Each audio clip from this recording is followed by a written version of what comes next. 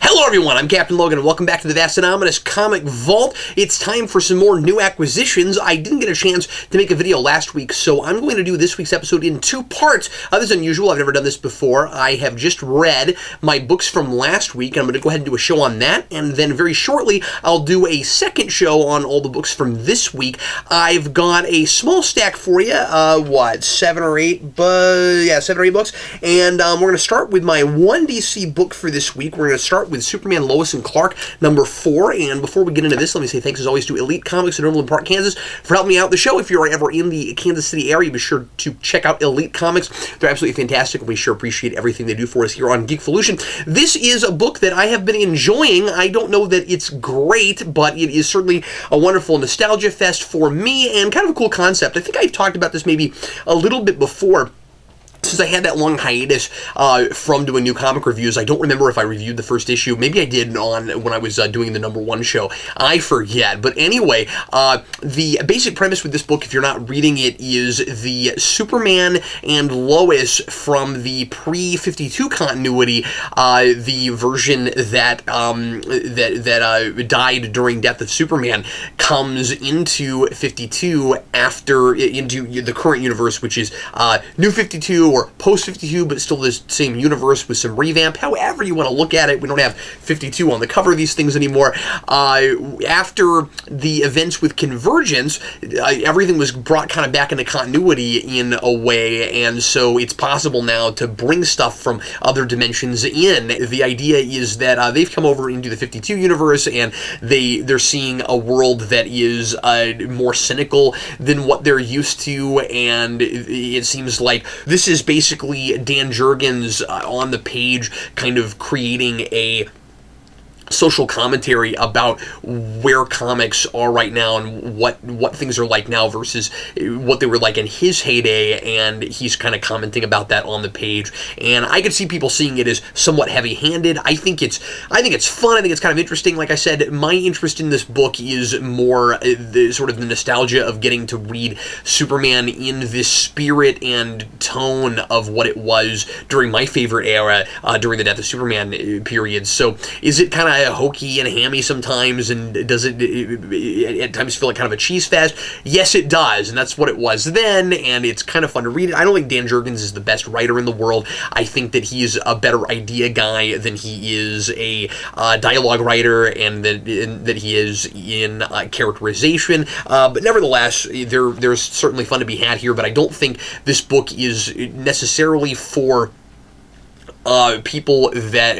younger people that grew up with like mid-2000s comics. I think this is very much for middle-aged or late 20s, early 30-somethings, people like me that were kids during the early 90s era of Superman and want to kind of get to read that tone again. Now, that's not saying that there's not that you can't enjoy this if you didn't have that, but if you've read Death of Superman, you'll and anything after it and just before it, you'll kind of appreciate what's going on here as far as what it's like tonally. Anyway, so story-wise, Hank Henshaw has just returned from space, and Superman is worried that this other version of Superman, 90s Superman, I guess I'll call him, is worried that Henshaw is going to come back and be evil and wreak havoc, and he has no idea what this other counterpart is going to be like versus his, so he decides to investigate and try to figure out what's going to, and try to figure out who Hank Henshaw is here. And in this issue, we finally get to see Henshaw and what he's doing, and it's not what I expected it to be. I'm not super jazzed about it yet because it involves a character that I'm not familiar with, so there's stuff that's even kind of going over my head if everything Jurgens is pulling from is old stuff from his old run and maybe some Louis Simonson and other folks that were writing during that period, maybe some 80s stuff. I have no idea. There's a, I won't spoil who it is for anybody that cares, but there's a big reveal toward the end of a villain that Superman had in his Fortress of Solitude that has suddenly escaped with the help of Hank Henshaw, and it wasn't somebody I was familiar with, and it was treated as kind of a big reveal, and I whoosh for me. We've got a lot of stuff dealing with Intergang and Lois and Clark being very familiar with all of that. It strikes me as kind of coincidental that suddenly we have all of this Jurgens run early 90s era stuff showing up in present day 52 post 52 DC continuity just because we're dealing with this version of Lois and Clark. That strikes me as kind of too easy, but what are you going to do? That's the stuff that he's familiar with and wants to play with, so whatever. The black suit is reintroduced here. Again, it strikes me as kind of just a fun throwback thing, and there's some practicality issues in that it doesn't seem like a great idea for him to fly around wearing the S symbol, and she's even like, I mean, she gives him the suit, Lois does, and he's like, well, what if anybody sees me? And it's like, it seems like you should just wear, you know, like a straight black spandex or whatever. I wouldn't be flying around wearing the Superman symbol, but whatever. Anyway, this is an interesting thing for me. I don't know if it's even good, but as I said, I would certainly recommend it. We're 4 issues in, but I would certainly recommend it for folks who read, like I said, early 90s Superman, and folks that like Jurgens. I mean, I think he's writing the way he's always written. He's, if not consistent. I know a lot of people don't like Jurgens. I've heard some kind of Jurgens hatred over the last few years, and so whatever. But, you know, if you are a fan of his writing, and if you grew up with him, this will certainly feel very familiar to you. The next thing I want to talk about, we'll get into some Marvel, is Old Man Logan #1. It's so interesting. We're gonna have now this ongoing Old Man Logan book, and this is written by Jeff Lemire with art by Andrea Sorrentino. So we have the old Green Arrow team here, which is solely the reason I decided to buy it.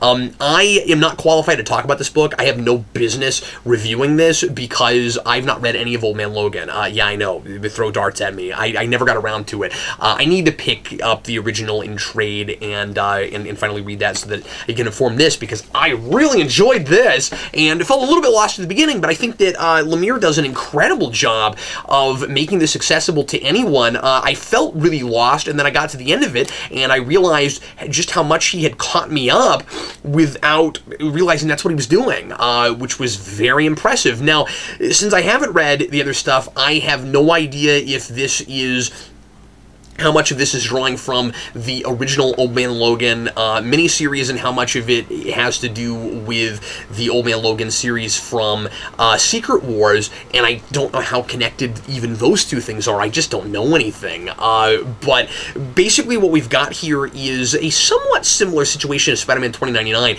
It's weird that we're doing all these things where we're taking characters that are from future things and we're putting them in the present. This is that too, but it's a different kind of situation where you've got Logan from the future just suddenly showing up in present day, having no idea how he got here, and realizing that he may have a chance at solving all of the problems from the future by trying to change the present. And of course, the big question for me is he actually from the future of the same universe, or is he remembering a piece of Battleworld, or even an alternate universe? He suddenly shows up in current post-Secret Wars 616, going, where am I, and what's going on? And he has your kind of obligatory bout of amnesia for a minute, but we get over that pretty quickly, which I appreciate, and it's Wolverine, and so, there's always amnesia involved with Wolverine, but I'm glad that we're not drawing that out to an obnoxious degree for a long time. But basically, Wolverine decides that he's going to try to prevent the awful post-apocalyptic, nightmarish, sort of Mad Max-ish future that he's from, and and he's going to do that by he's got a checklist, and he's going to do that by trying to take out all of the people that made that future horrible. And looking at the list, and if you're familiar with Old Man Logan, I imagine you won't be surprised who's on that list. I am really excited to see what happens after this. And as I said, as far as I can tell, this is in the regular universe that we're reading with all the other books, so he's going to be influential and affect things in current continuity, and this gives us, of course, an out so that we can have Wolverine while Wolverine's dead. It's still hilarious to me that we killed off Wolverine, and we had a perfect way to retcon that, and we didn't retcon that, but at some point we'll just bring him back anyway. But this is a way to sort of have Wolverine without having Wolverine, and I kind of like that. I haven't read a Wolverine book in a really long time, or at least I haven't I read Death of Wolverine, and I guess I checked in every now and again, coming to think of it, a couple of years ago, but I never read anything I was really, really in love with. This is stellar. This reminds me a little bit, in a way, a little bit of Magneto, especially in the brutality of it, but the brutality, I think, is certainly warranted, and is not gratuitous, really, where this is a Wolverine that, when he was in the future, had kind of stopped being himself, and was very reserved, and was not reactionary, and it wasn't even so much that he had learned a lot and that he had progressed and become a better person. It was that he'd kind of given up, and he had a son, and so he was very vulnerable, and Lemire does a really good job of giving us that and letting us live in that world long enough in the future to understand where he was coming from and why he was no longer the Wolverine and why he seemed washed out to people. And then he shows up in present day, and all of a sudden he doesn't have to be that way anymore. And he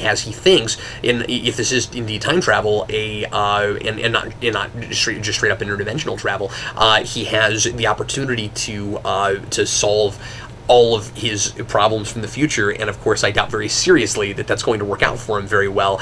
The art in this is glorious. I have always loved Sorrentino. As I said, I bought this straight up for this team. I was a little bit worried that it was going to feel too much the atmosphere like Green Arrow, and somehow or rather it gets around that.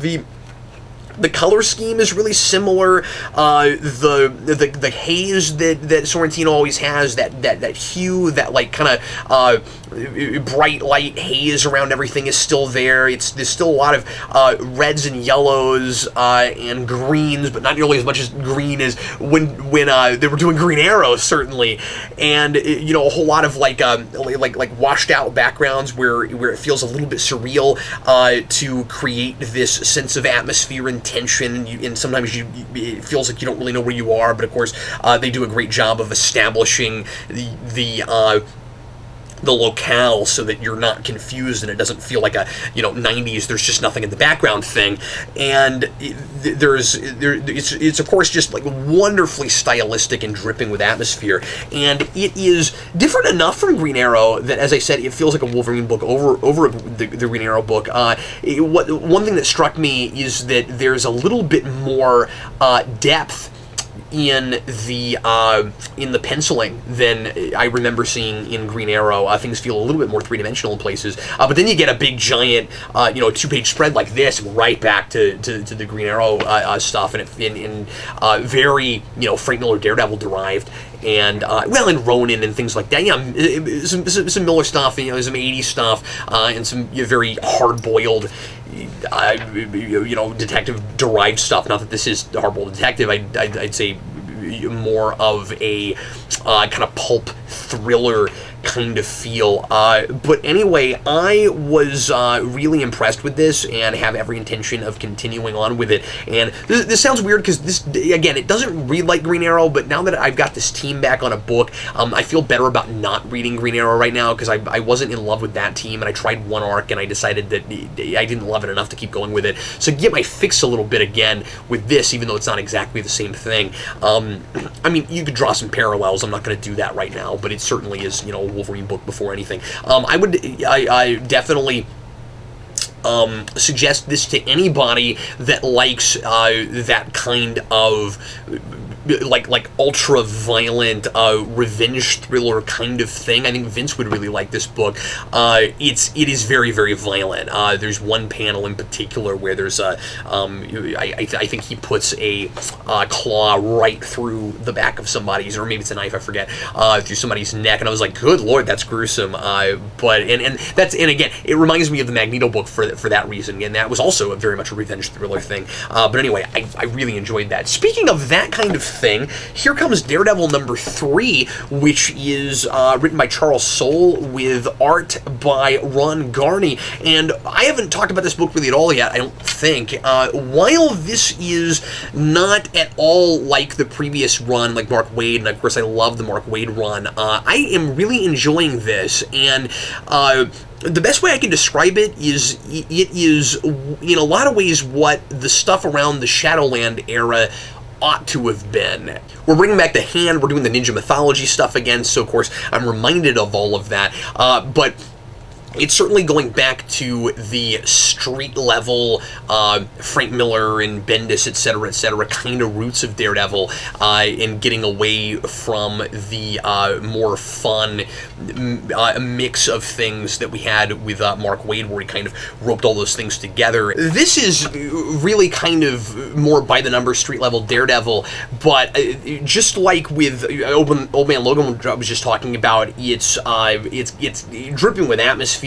It certainly puts you in a mood when you're reading it. It's what I remember liking to feel like when I was reading Daredevil as a kid, and when I was looking at the Miller stuff right after high school.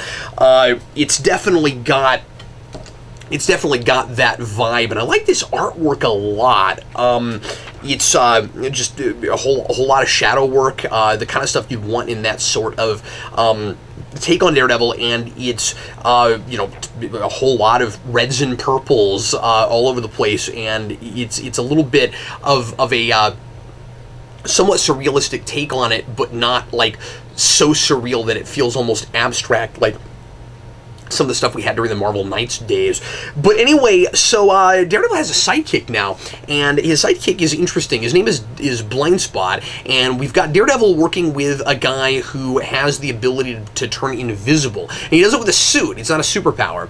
And I guess he has a gadget that lets him do that, or at least, if I'm understanding this correctly, it's a gadget.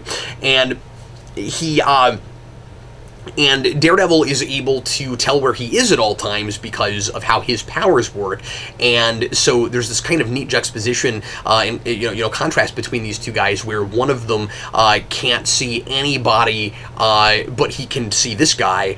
In the same way he sees everybody. So you have a blind person working with a person that nobody else can see, and I think that's kind of interesting.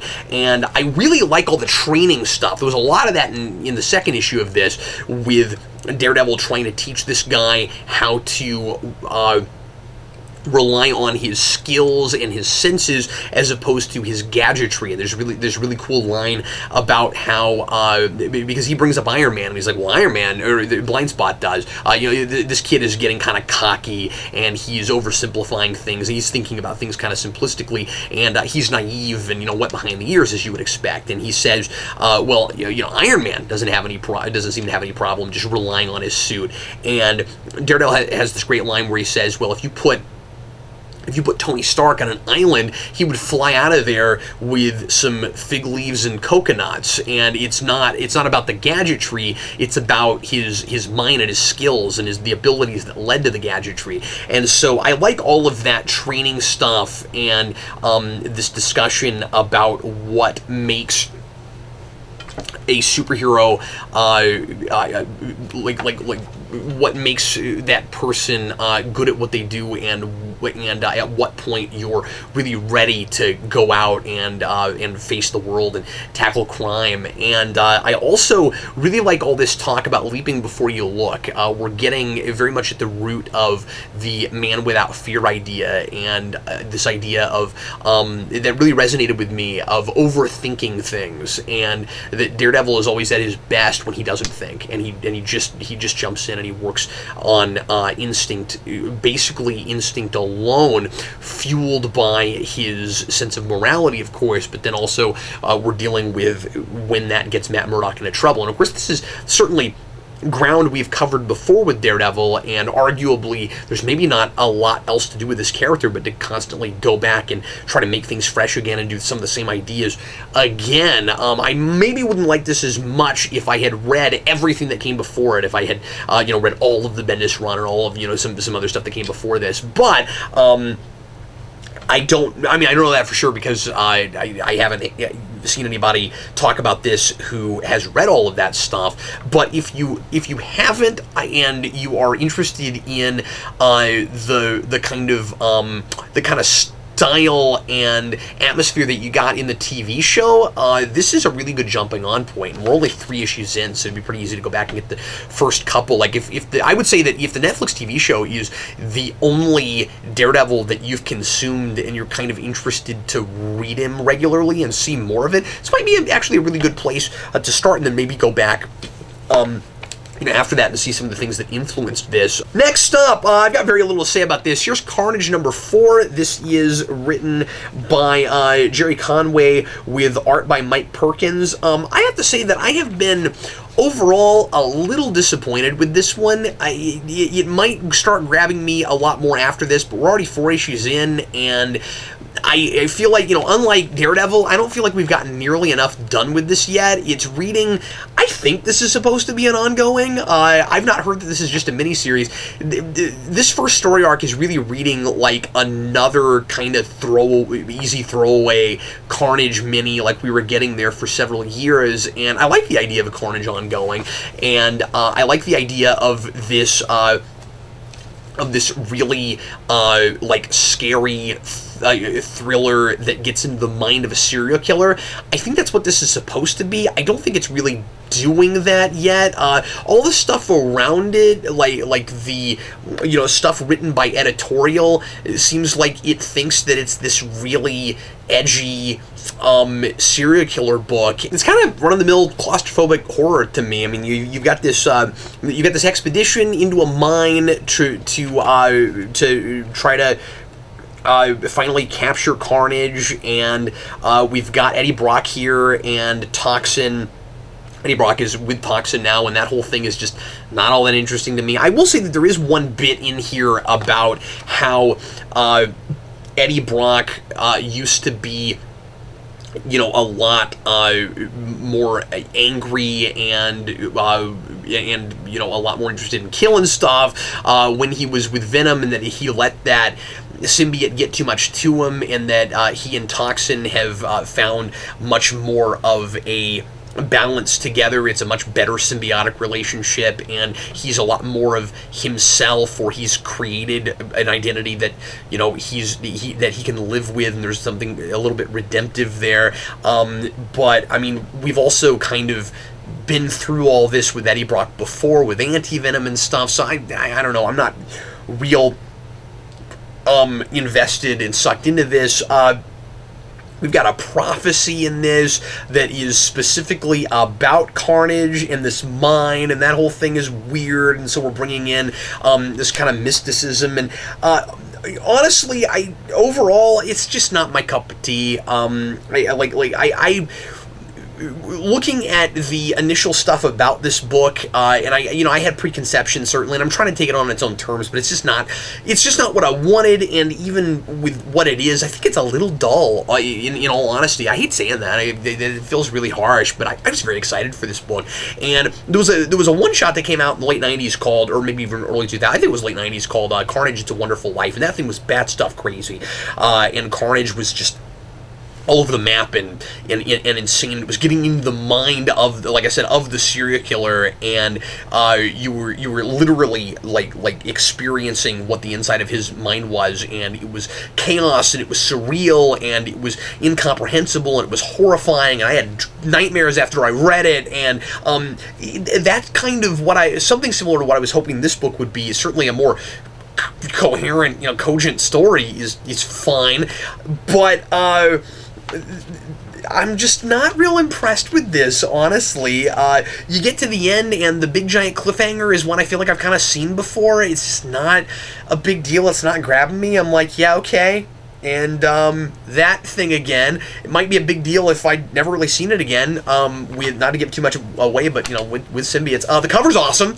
Carnage with a Swiss Army knife, and that's kind of fun because the Carnage is like the exact opposite of Switzerland. But anyway, I don't know. I'm not real impressed, but I am going to keep reading it because I collect Venom and Carnage, and I was curious about Jerry Conway. That did not strike me as a fit, really, and I was hoping that it would win me over, and I like Jerry Conway usually, but this is not. I don't know if this was the book for him. That's just, I don't know. Did you read it? Tell me what you think. I'm curious. Ninja Turtles. Let's get into some IDW now. Ninja Turtles number 54. You know what I'm going to say before I say it. This is my favorite book. It's still absolutely wonderful. I'm really impressed that Tom Waltz has managed to take this idea of Michelangelo going with the Mutanimals and make me invested in it and interested in reading about that, because last issue was a lot of that, and I was like, I hope we're not there too long, and luckily we're not there too long. Hopefully this isn't giving too much away, but we are kind of done with that already by the end of this issue, which I really appreciate. But he also made me really like it because there's so much character depth for Michelangelo here, and Michelangelo in a lot of ways, and I know this is usually Raphael's shtick, but we're doing it differently with Michelangelo. Michelangelo is the one of the four turtles who feels the most, and he's got the most. Well, I guess this is not Raphael. That part is. But the idea that he is the one with the biggest moral center. I will go this far with Michelangelo in this book. Michelangelo, of the four of them, even over Leonardo, has the best chance of, when he gets old and ancient, being the next Splinter, I think, and maybe even a better version of Splinter, without all the moral ambiguity, because he has such like I said, a moral center. He has such an ethical focus, and he doesn't like to compromise on that, and he doesn't like to.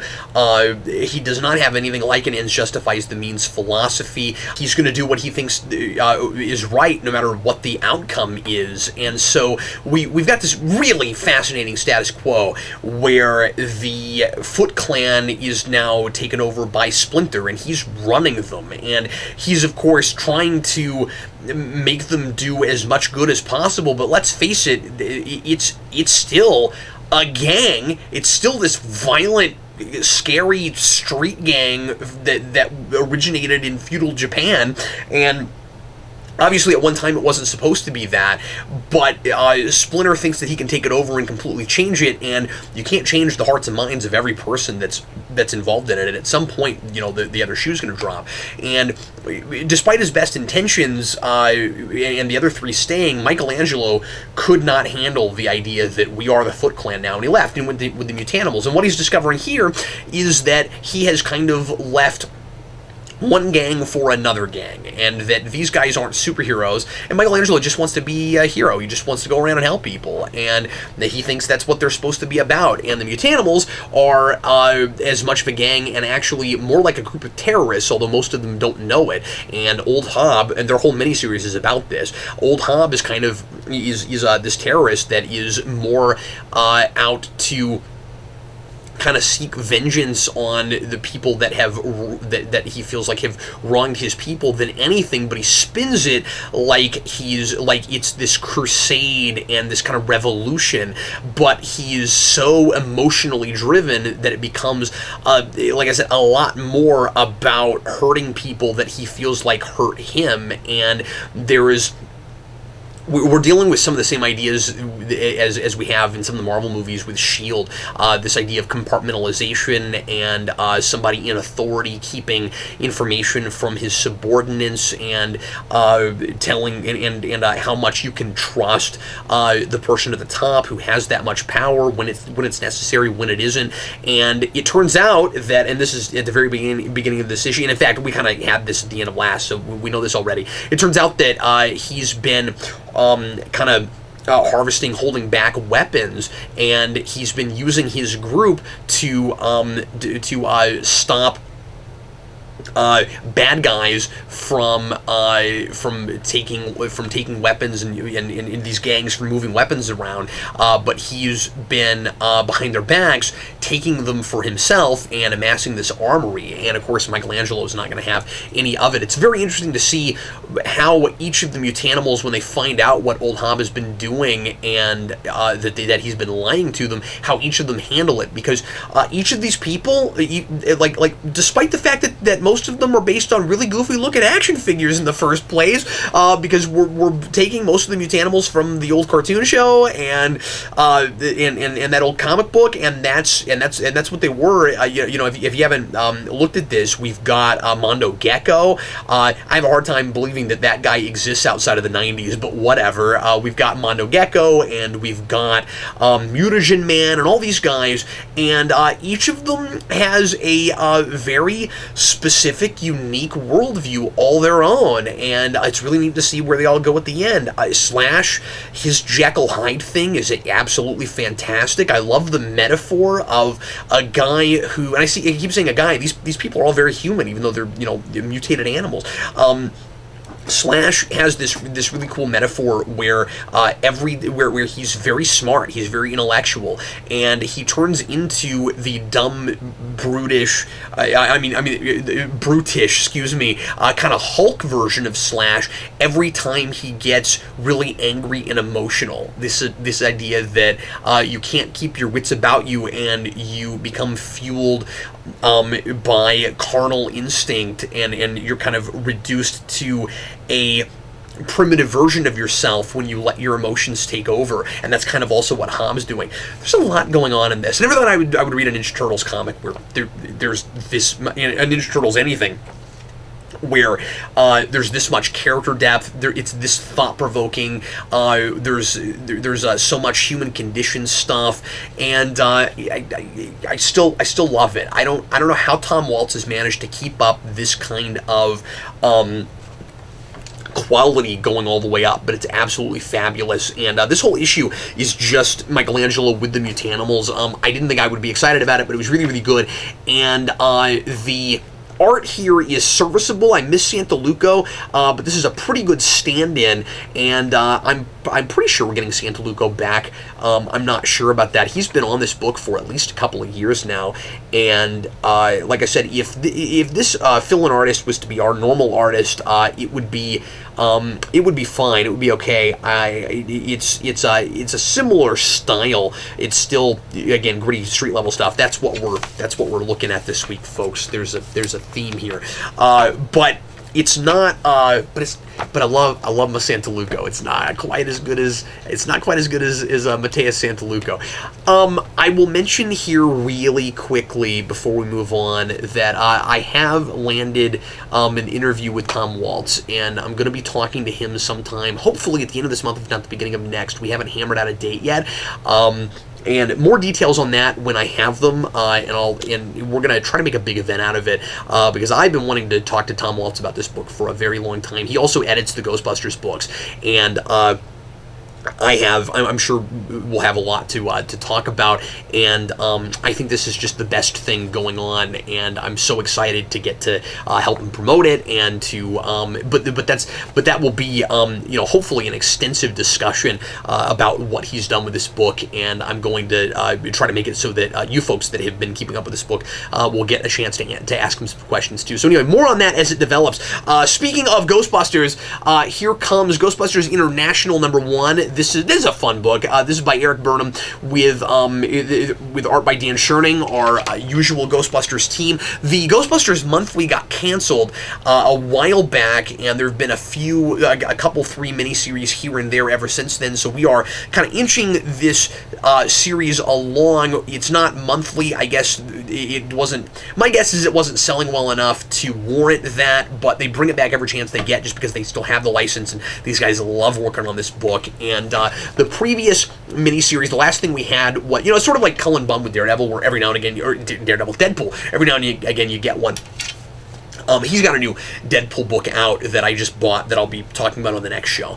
But anyway, so the previous one was Ghostbusters Meet the Real Ghostbusters. I forget what exactly that was called, but that's the premise. It's 4 issues. I read a little bit of it. I haven't finished it yet. Might do a review down the road. I don't know yet. But anyway, so the idea here is simply that the Ghostbusters firehouse has been messed up, and they're kind of waiting around for repairs to be done on that, and they're at this this other kind of lowly base of operations right now. They're kind of in shambles at the moment, and they're still, you know, trying to fight ghosts and do their normal thing. But all of a sudden, this wealthy guy comes in who is interested in helping them, and we don't really know what his intentions are, and I mean, I don't usually just give stuff away, but I don't really know what else to tell you about this particular issue, because it's mostly set up, and the big important thing is that this guy wants to buy the Ghostbusters.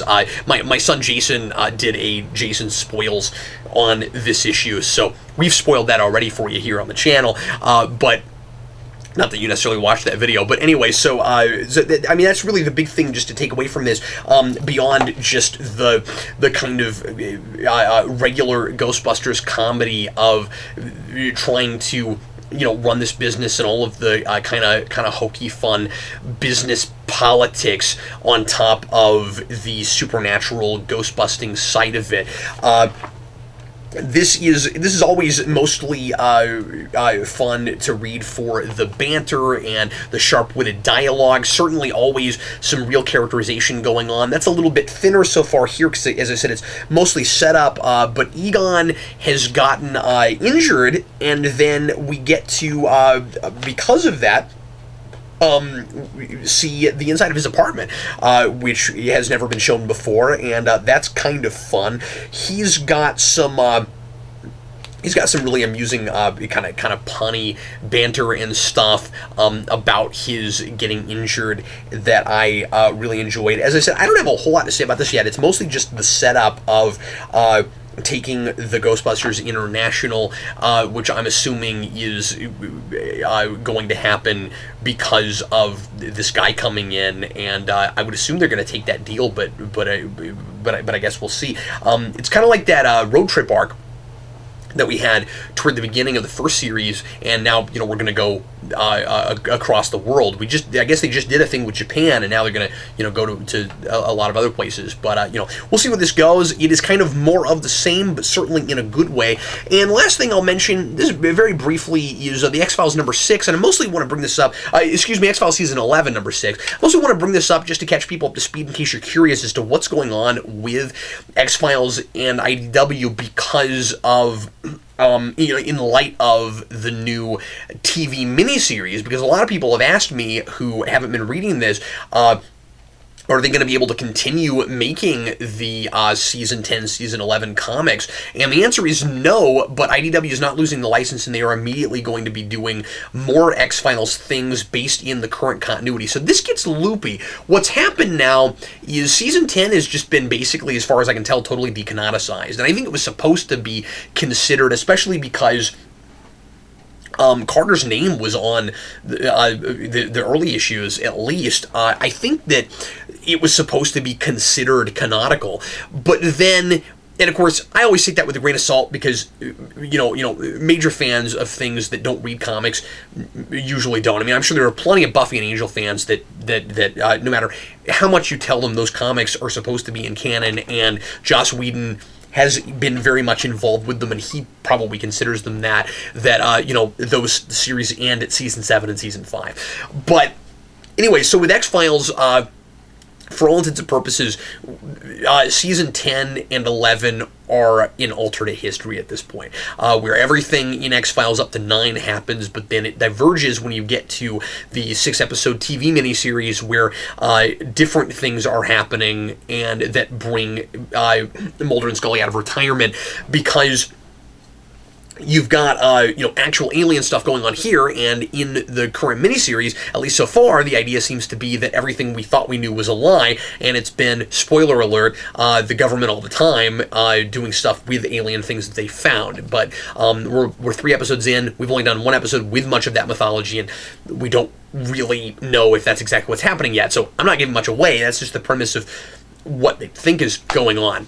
Anyway, so what we have here is kind of this final big 3-part showdown with Gibson, who was the big bad toward the end of season 10, and they're having another big run-in with him that's all about kind of his relationship with Mulder and Mulder's inability to strategize and be as tactical as Gibson. And of course, Gibson also has all of these amazing superpowers, and he's got this big giant master plan that's very mysterious, but he does not see himself as a villain the way Mulder does, and he keeps saying that Mulder is putting him in this box and forcing him into this role of the villain of the thing. And it'll be, of course, interesting at the end to find out what exactly he means by all that and what's going on. The beginning of this is really kind of chilling, the way he starts taking himself out. He's able to make multiples of himself, and he's talking about, it's kind of like Magneto, the pawns go first. He's talking about the difference between being impulsive when you're playing a game of chess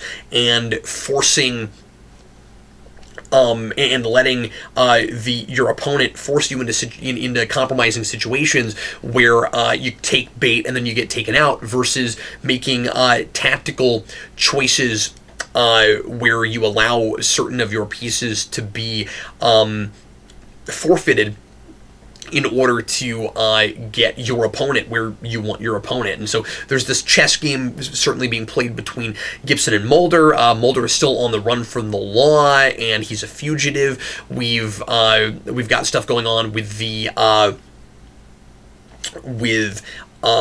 lone gunman here. They have been, of course, really prominent in this series, and as always, they're kind of brought in as a plot device to fill in some blanks about what's going on with the alien mythology, which is somehow rather mixed in with all this stuff with Gibson. And I would assume that there's going to be that this is going to end in some kind of big blaze of continuity breaking crazy, because they can kind of do whatever they want to with this continuity now. So I would assume that 2 issues left, they're probably going to explain everything for their version of X-Files, or at least everything that's been going on with these 2 seasons. It's somewhat of a shame that season 10 lasted as long as it did, and this is only getting 9 issues, I guess, or maybe even just 8.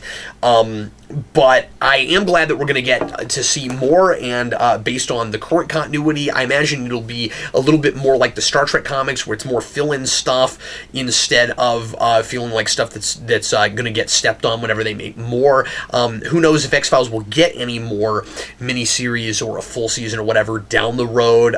There's no talk about it right now, and it wasn't like Heroes Reborn, where they put that out hoping to immediately get another season, but considering that's always a possibility, I would assume that their strategy for making more comics is going to be very different. I'm also really interested in this one-shot that they talk about in the letters page, that's kind of this what-if story where Mulder gets abducted instead of his sister, and that makes me wonder if his sister and Scully might end up running around together.